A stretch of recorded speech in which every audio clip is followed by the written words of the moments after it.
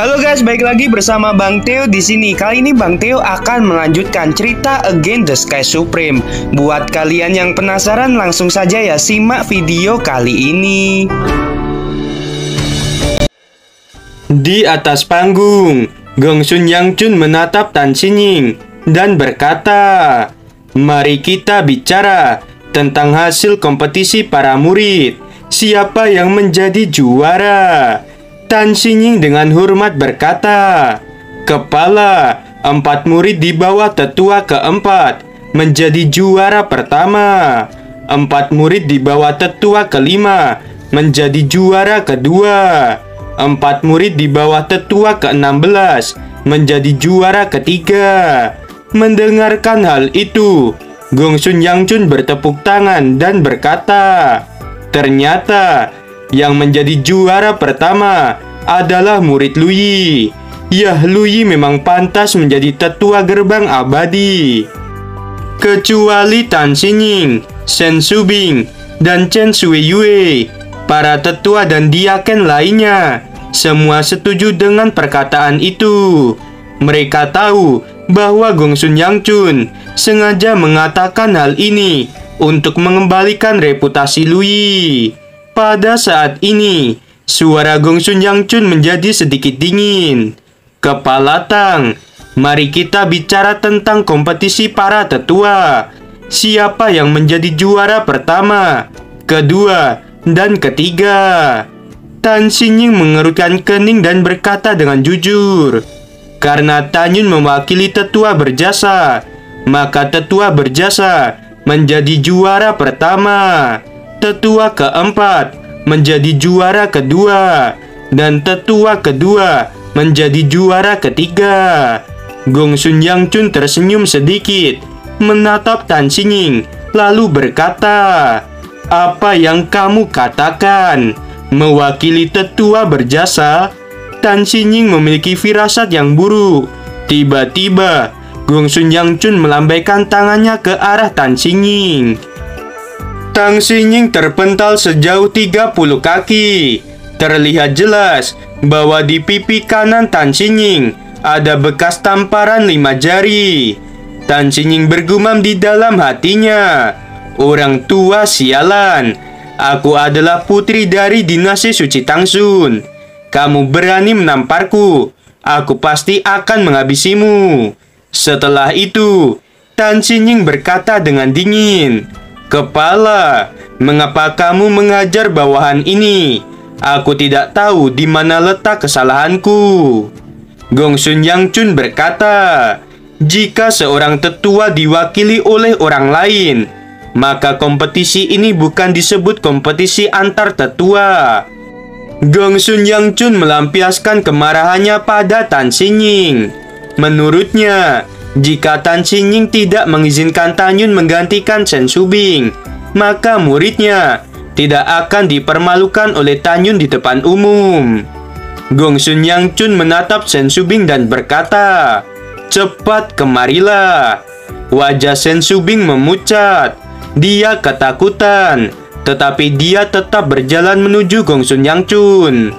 Tan Yun menahan amarahnya, meraih pergelangan tangan Shen Shubing, dan tiba-tiba menarik Shen Shubing.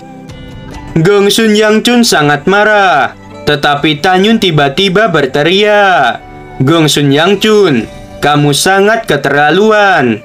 Aku akan katakan bahwa kepala sekte memerintahkanku untuk berpartisipasi dalam kompetisi dan mewakili tetua berjasa. Apakah kamu masih berani ingin melukai tetua berjasa?" Gongsun Yangchun terkejut saat mendengarkan hal itu. Shen Shubing yang berada di belakang Tan Yun, dia memikirkan adegan ketika Tan Yun baru saja menarik dirinya ke belakang. Itu membuat jantung Shen Shubing berdetak dengan kencang. Pada saat ini, Tan Yun benar-benar sangat marah. Tan Yun tidak akan pernah membiarkan Gongsun Yangchun menyentuh muridnya. Adapun mengenai Tan Yun yang mengatakan bahwa dia diperintahkan oleh kepala sekte untuk menggantikan tetua berjasa, itu sebenarnya hanya dibuat-buat. Tanyun tidak punya cara lain. Dia hanya ingin melindungi Sen Subing dengan mengatakan hal itu. Gongsun Yangchun memandang Tanyun dan berkata, hanya seorang murid, beraninya menentang kepala ini di depan umum. Ini adalah kejahatan yang besar. Selain itu, jika kepala sekte memang ingin kamu mewakili Sen Subing, mengapa kepala sekte tidak memberitahu kepala ini? Kamu bocah yang banyak omong kosong. Kepala ini mengumumkan bahwa Tanyun akan dieksekusi di depan umum. Mendengarkan hal itu, Tanyun memikirkan kera iblis yang berada di dalam kantong binatang. Tanyun menatap Gongsun Yangchun dengan marah, lalu berkata, Gongsun Yangchun, kamu ingin menghabisiku. Aku khawatir kamu tidak memiliki kemampuan. Gongsun Yangchun berkata, bocah kecil sialan, aku benar-benar akan menghabisimu. Tiba-tiba, ada sebuah suara terdengar di langit. Kepala Gongsun, jika kamu berani menyentuh Tanyun, aku tidak akan segan-segan padamu. Mendengarkan kata-kata itu, Gongsun Yangchun dan semua orang tiba-tiba menatap ke arah langit. Mereka tidak menyadari bahwa kepala sekte sudah berada di langit. Gongsun Yangchun berlutut dengan keringat dingin, lalu berkata, bawahan memberi hormat pada kepala sekte. Tan Xingning, Sen Subing, semua tetua dan diaken, mereka bersama-sama membungkuk, lalu berkata, bawahan memberi hormat pada kepala sekte. Pada saat ini, di dojo ruang dan waktu, hanya Tanyun yang tidak berlutut. Sosok Dante Swangsong melintas. Dia muncul di atas panggung dan berkata, Tanyun telah mengatakan dengan jelas bahwa kepala sekte ini memang memintanya untuk mewakili tetua berjasa. Tetapi, kenapa kamu berani menentang perintahku? Gongsun Yangchun menggigil. Wajahnya dipenuhi keringat. Dia gemetar dan berkata, bawahan tidak berani menentang. Bawahan merasa ragu karena Tanyun hanyalah seorang murid. Selain itu, bawahan tidak mendapatkan informasi itu.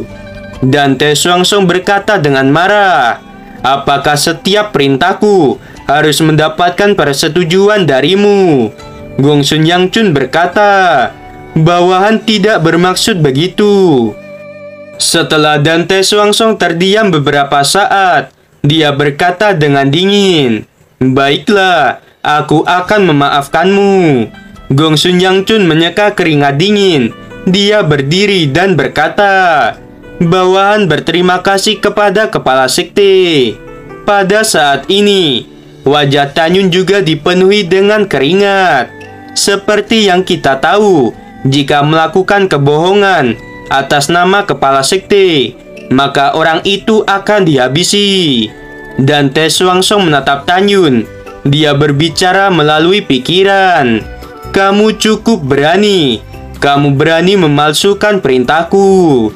Ketika Tanyun gemetar, Dante Swangsong tertawa dan berbicara melalui pikiran lagi. Jangan takut, kepala sekte ini tidak akan menyalahkanmu. Bagaimanapun, aku juga melihat apa yang telah terjadi di tempat ini. Tanyun mengangguk setelah mendengarkan hal itu. Tanyun berterima kasih kepada Dante Swangsong. Pada saat ini, Dante Swangsong melambaikan tangannya dan meminta semua orang untuk bangun. Dante Swangsong memandang Gongsun Yangchun dan bertanya, katakan padaku, apakah Tanyun mendapatkan hadiah karena mewakili tetua berjasa? Selain itu, tambang roh tingkat atas milik Lui, apakah itu juga akan diberikan pada Tanyun? Gongsun Yangchun segera berkata, ya, tambang batu roh tingkat atas juga akan diberikan pada Tanyun. Dante Swangsong tersenyum dan mengangguk. Lalu dia menatap Tanyun dan berkata, karena kamu telah menjadi alkemis terhormat tingkat suci di usia yang masih sangat muda, Itu adalah berkah bagi sekte suci Huangfu. Cepat katakan, hadiah apa yang ingin kamu minta dari kepala sekte ini? Pada saat ini, kebanyakan orang memandang Tanyun dengan iri dan benci. Tanyun membungkuk dan berkata, "Kepala sekte, bisakah murid ini benar-benar meminta sebuah hadiah?" Dan Te Song berkata dengan tegas, "Ya, itu benar."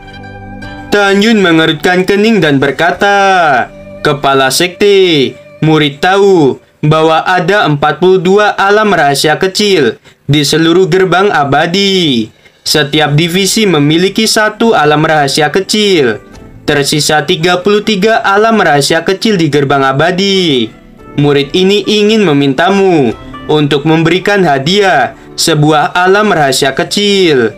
Semua orang menatap Tanyun dengan tidak percaya, karena Tanyun meminta sebuah alam rahasia kecil. Dan Te Song tercengang. Dia menatap Tanyun dan bertanya, "Untuk apa kamu menginginkan alam rahasia kecil?" Tanyun membungkuk dan berkata, "Kepala sekte, saat itu kamu mengatakan bahwa aku akan diberi hadiah yang besar. Apakah aku bisa mengganti hadiah besar itu menjadi sebuah permintaan?"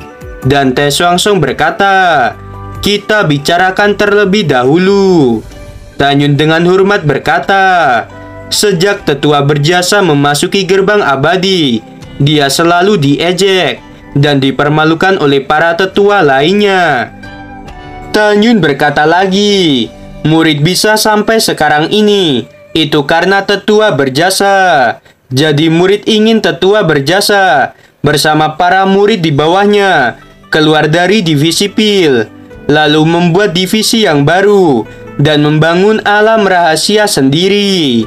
Semua orang terkejut ketika Tanyun mengatakan hal itu. Mereka diam-diam mengatakan bahwa ambisi Tanyun begitu besar sehingga dia meminta hal seperti itu. Semua orang merasa bahwa Dante Swangsong tidak akan setuju. Dante Xianer di luar dojo memandang Tanyun dengan rasa ingin tahu. Tiba-tiba, dia merasa bahwa Tanyun ini memang sedikit berbeda dari pria lain. Entah itu aura atau keberaniannya. Gimana teman-teman, episode kali ini semakin seru bukan? Buat kalian nih ya yang masih penasaran sama kelanjutannya, langsung saja ya subrek channel Bang Teo ini. Terima kasih.